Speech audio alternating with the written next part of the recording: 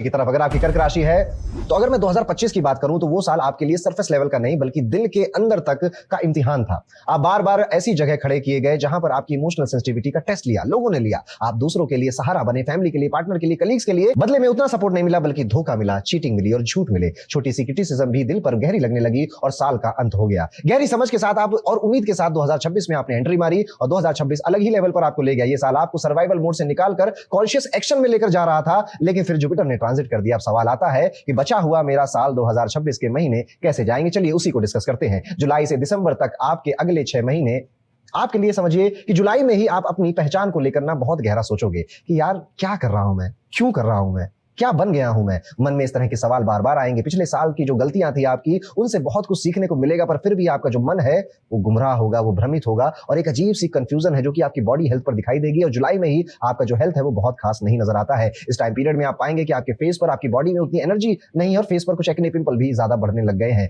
ज्यादातर आप देखेंगे अगर आप गर्म इलाकों में रहते हैं तो आपको हरारत या फीवर जैसी चीजें भी जुलाई के महीने में परेशान कर सकती हैं। जिंदगी में अंदर की जो ग्रोथ है उसके ऊपर आपका फोकस अब जाना चाहिए। इनर हीलिंग की तरफ आपका फोकस यहाँ पर होना चाहिए। ये मेरे सजेशन है आपके लिए। थोड़ा सा आप बेचैन हैं जुलाई के महीने में, पर ये बेचैनी शायद जरूरी भी है क्योंकि अब बहुत हो गया, इनफ इज इनफ। अब कुछ चीजें क्लियर करनी है, कुछ चीजें खत्म करनी है, कुछ फैसले ले लेने हैं। कभी कभी सेल्फ डाउट या ओवर थिंकिंग होगा, खासतौर पे आपके रिलेशनशिप्स के फैसलों को लेकर, आपके काम के फैसलों को लेकर। आप पाएंगे कि ज्यादा समझदार अब आप बन गए हो, ज्यादा समझदारी से आप फैसला ले रहे हैं, बट इमोशनली अभी भी आप कहीं ना कहीं वनरेबल ही है। इस महीने आप अपनी जरूरत और अपनी बाउंड्रीज बिना किसी गिल्ट के बोलना सीखेंगे, लेकिन ये महीना खत्म हो जाएगा और अगस्त की शुरुआत हो जाएगी। ये सब करते करते अगस्त आते ही चीजें जमीन पर आ जाएंगी, इमोशनल हलचल काफी कम हो जाएगी और आप साफ मजबूत फैसले बिना ज्यादा सोचे ले पाओगे। आप अपनी रिएक्शंस पर कंट्रोल महसूस करोगे और दूसरों के मूड या एक्सपेक्टेशन से कम प्रभावित होगे। ये महीना इमोशनल इंडिपेंडेंस देता है। आप अपने जजमेंट पर भरोसा करोगे और अपनी चॉइसेस के साथ खड़े रहोगे, चाहे सबको वो पसंद आए या ना आए। इससे आपका सेल्फ रिस्पेक्ट बढ़ेगा और अंदर अंदर अपना ज्यादा स्टेबल फील करोगे। लेकिन याद रखिएगा ये तभी होगा जब जुलाई में आपने कोई टफ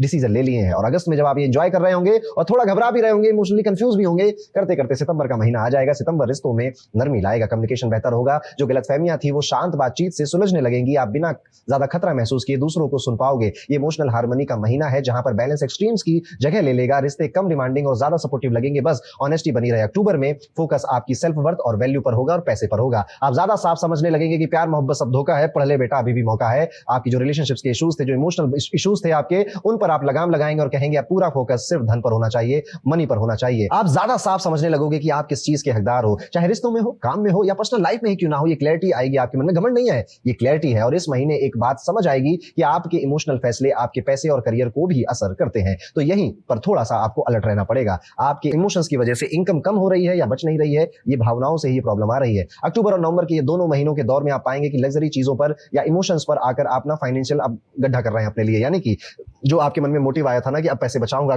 पैसे आगे बढ़ाऊंगा, अब क्या हो रहा है, अब वो सारी चीजें खर्च करना, बेफिजूल की चीजों में पैसे डाल देना, ये आप पे भारी पड़ सकता है। नवंबर ना रिव्यू और डिटैचमेंट का महीना है। जो पुराने इमोशनल पैटर्न्स अभी भी टिके हुए हैं आपके अंदर, वो जज किए बिना बस ध्यान से देखोगे, आप कम रिएक्ट करोगे और ज्यादा शांत रहोगे। ये महीना इमोशनल मिनिमलिज्म के लिए अच्छा है। मतलब जो बेकार इमोशनल बोझ है उसे छोड़ दो। जो रिश्ते या चीजें अब आपके साथ नेचुरल रूप से मैच नहीं करती, वो अपने आप पीछे छूट जाएंगी और दिसंबर का महीना आ जाएगा। दिसंबर साल का सबसे बड़ा टर्निंग पॉइंट आपके लिए है। इस महीने एक गहरा आकार बदलाव आने वाला है। आप याद रखिए, दिसंबर आपको बहुत याद रहने वाला है। एक लंबे इमोशनल अध्याय का अंदर से अंत होगा। पुराने डर, पुरानी निर्भरता, पुराने पैटर्न्स अपनी पकड़ छोड़ देंगे और एक नए आपके लिए जगह बनाएंगे। आप इस साल को हल्के दिल, साफ सोच और खुद पर कंट्रोल के साथ खत्म करोगे। यानी कि ये पूरा साल कहीं ना कहीं एक इमोशनल ड्रामा था आपके लिए। इमोशनल अप्स एंड डाउन्स का ये फेज था। कभी अच्छा लगता, कभी खराब लगता, कभी दुख होता, कभी सुख होता और इस कंफ्यूजन का अंत इसी साल में होगा जो शुरुआत 2025 में हुई थी। और यहाँ पर अब आप एक नए रूप और एक नए कर्म की तरफ, होता है ना मल्टीवर्स की एक नई लाइन निकल जाती है, एक नया अपना मल्टीवर्स बनाने के लिए चले जाएंगे। गहरा एहसास होगा आपके मन में कि आप सिर्फ नए साल के लिए नहीं बल्कि अपने एक नए वर्जन के लिए भी अब तैयार हो गए हैं। और इस पूरे साल में जो इमोशनल मैच्योरिटी आपने कमाई थी वही आगे का रास्ता या आगे के बिल्डिंग की नींव बनेगी आपके लिए। तो ये था दोस्तों कर्क राशि के लिए कैसा जाएगा बचा हुआ 6 महीने का समय। कुछ रेमेडीज मुझे बतानी है पर वो मैं अगले वीडियो में बताऊंगा क्योंकि वो बहुत खास है। इसलिए चैनल को जरूर सब्सक्राइब करिए, वीडियो को लाइक कर दीजिए। इसके बाद मैं रेमेडीज का वीडियो ही अपलोड करूंगा जो कि आपको इस पूरे 6 महीने में बचाकर रखेंगे। तो चलिए वीडियो में आगे बढ़ते हो।